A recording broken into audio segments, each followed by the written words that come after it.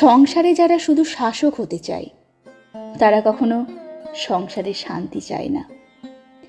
সংসারে শুধুমাত্র নিজের কর্তৃত্ব বিস্তারে যারা সঙ্গীকে দিনের পর দিন মানসিক যন্ত্রণা দেয়, সঙ্গীকে অসম্মান করে, সঙ্গীর ওপর খবরদারি করে, তারা আসলে দাম্পত্য জীবনটাকে বিষাক্ত করে তোলে, যেখানে সংসার জীবনটা নরকে পরিণত হয়। আত্মত্যাগ, সমঝোতা, প্রেম আর সেই সাথে পরস্পরের বোঝাপড়ার মাধ্যমে যেখানে দাম্পত্য জীবনকে উপভোগ্য করে তোলা যায়, সেখানে নিজের কর্তৃত্ব বিস্তারে সঙ্গীকে সর্বোচ্চ মানসিক পীড়া দিতে থাকে। আপনি যখন সঙ্গীর কাছে অর্ধাঙ্গ অর্ধাঙ্গিনী না হয়ে কেবল সংসারে শাসকের ভূমিকা পালন করবেন, তখন ধীরে ধীরে সঙ্গীর মন থেকে উঠে যাবেন। মন নষ্ট হয়ে গেলে মানুষ আর মায়ার শেকলে আবদ্ধ থাকে না, সে মুক্তি চায় এবং একটা সময় গিয়ে ঠিকই নিজেকে সরিয়ে নেয়।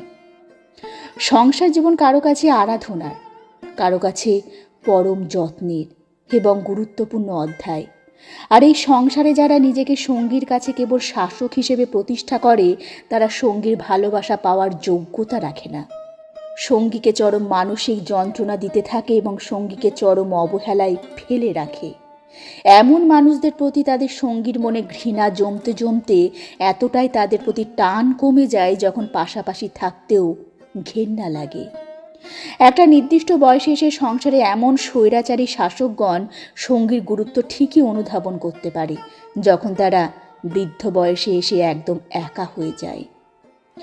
সংসার জীবন হওয়া উচিত ভালোবাসার অভয়ারণ্য, যেখানে সঙ্গী থাকবে মানসিক শান্তির আস্থা। পৃথিবীর আর কোথাও না হোক, সঙ্গীর বুকেই মিলবে পরম শান্তি। সংসারে শাসক হয়ে নয়, বরং একজনের ব্যথায় অন্যজনের ভেতর হাহাকার জমবে। সঙ্গীর ওপর কর্তৃত্ব নয়, যেখানে পরস্পর পরস্পরের মনে ভালোবাসা এবং প্রেমের রসায়ন সৃষ্টি করবে। তবেই তো পৃথিবীতে মানুষের একমাত্র শান্তির জায়গা হবে সংসার।